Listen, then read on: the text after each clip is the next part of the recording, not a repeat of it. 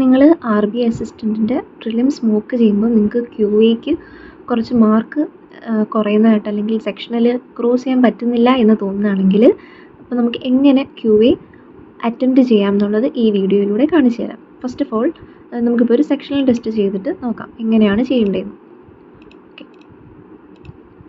First നമ്മൾ എടുത്തപ്പോൾ തന്നെ ഇവിടെ വന്നിരിക്കുന്നത് DIയുടെ ക്വസ്റ്റ്യൻസ് ആണ്. അപ്പോൾ ഫസ്റ്റ് നമ്മൾ DI ചെയ്യാനിരിക്കരുത്. അപ്പോൾ നമുക്ക് കുറേ ടൈം കൺസ്യൂമിങ് ആവും എന്നൊക്കെ തോന്നാം. ഫസ്റ്റ് അതുകൊണ്ട് നമ്മൾ എന്ത് ചെയ്യണം, ക്വസ്റ്റ്യൻസ് ഏതൊക്കെയാണെന്ന് നോക്കണം. ഇപ്പോൾ 1 to 4 DI ആണെന്ന് മനസ്സിലായിട്ടുണ്ട്. ഇനി 5th ക്വസ്റ്റ്യനും DI ആണ്, 6th ആണ്. അപ്പോൾ എല്ലാം കൂടി ഇങ്ങനെ നോക്കണ്ട, ജസ്റ്റ് ഒരു ഏകദേശം നോക്കണം. ഇപ്പോൾ 7th നമുക്കൊരു റോങ് നമ്പർ സീരീസ് വന്നുകൊണ്ട് ഒരു 5 വരെ എന്തായാലും റോങ് നമ്പർ ആയിരിക്കും. അപ്പം ഇവിടെ 1 2 3 4 വരെയാണ് റോങ് നമ്പർ അല്ല. ഓക്കെ, 3 ക്വസ്റ്റ്യൻസേ ഉള്ളൂ ഇവിടെ റോങ് നമ്പർ ആയിട്ട്. അപ്പോൾ 10 തൊട്ടാണ് നമ്മുടെ സിംപ്ലിഫിക്കേഷൻ സ്റ്റാർട്ട് ചെയ്തിരിക്കുന്നത്.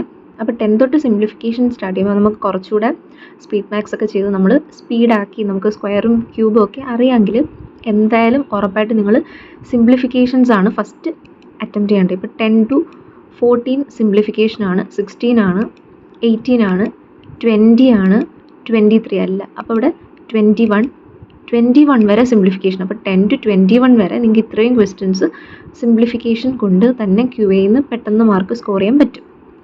അപ്പോൾ നമുക്ക് ഏറ്റവും എളുപ്പത്തിൽ നമ്മുടെ ടൈം പോവാതെ നമുക്ക് കൂടുതൽ മാർക്ക് കിട്ടുന്ന നമുക്കറിയാവുന്ന ടോപ്പിക്കുകൾ വേണം നമ്മൾ ആദ്യം ചെയ്യാൻ.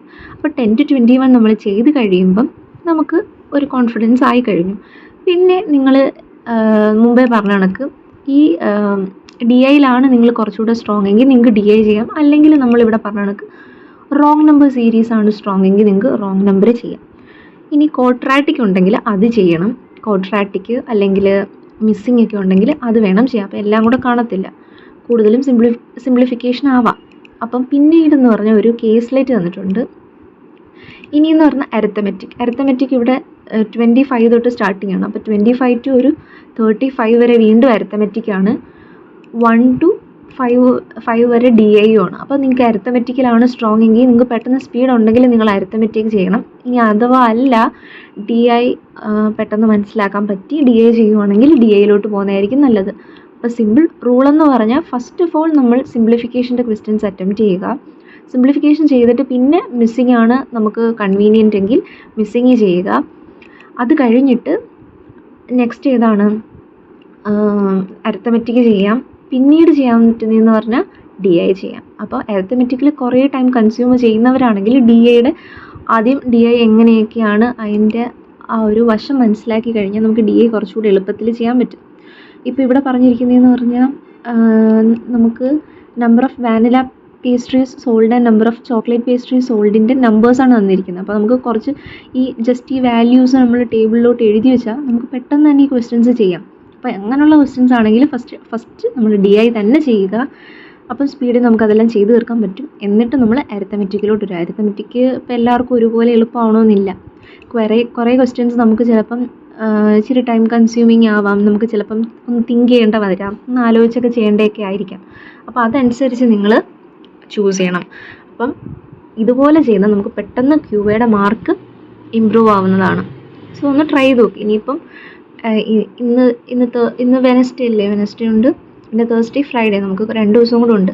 ഈ 2 ദിവസം ഏതാണോ വീക്ക് അല്ലെങ്കിൽ എങ്ങനെയാണോ നമുക്ക് ഇതുവരെ പ്രാക്ടീസ് ചെയ്ത രീതിയിൽ പറ്റാതെ പോയിട്ടുള്ളത് അത് മനസ്സിലാക്കിയിട്ട് അത് ഇമ്പ്രൂവ് ചെയ്ത് എങ്ങനെ മുന്നോട്ട് പോകണമെന്ന് മാത്രമാണ് നോക്കേണ്ടത്.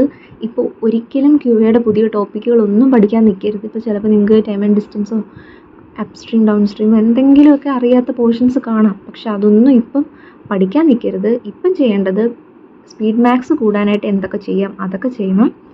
പിന്നെ സിംപ്ലിഫിക്കേഷൻ്റെ കുറേ ക്വസ്റ്റ്യൻസ് ചെയ്യുക. QA എങ്ങനെയൊക്കെ നമുക്ക് ആ സെക്ഷൻ ക്ലോസ് ചെയ്തുകൊണ്ട് കാര്യമില്ല. നമ്മൾ ഫുൾ അറ്റംപ്റ്റ് ചെയ്താലേ കാര്യമുള്ളൂ.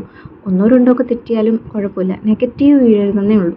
അപ്പം തെറ്റരുത്, അറ്റംപ്റ്റ് ചെയ്തില്ലെങ്കിൽ കുഴപ്പമില്ല, നെഗറ്റീവ് വീഴരുതെന്നേ ഉള്ളൂ. അപ്പം മാക്സിമം സ്കോർ എങ്ങനെ ബൂസ്റ്റ് ചെയ്യാന്നുള്ളത് ജസ്റ്റ് ഒരു വീഡിയോ ഞാൻ ചെയ്തതേ ഉള്ളൂ. ഇത് വെച്ചിട്ട് മനസ്സിലാക്കി കുറച്ചുകൂടെ നല്ലോണം ഇമ്പ്രൂവ് ആക്കാൻ നോക്കുക കേട്ടോ. Thank you.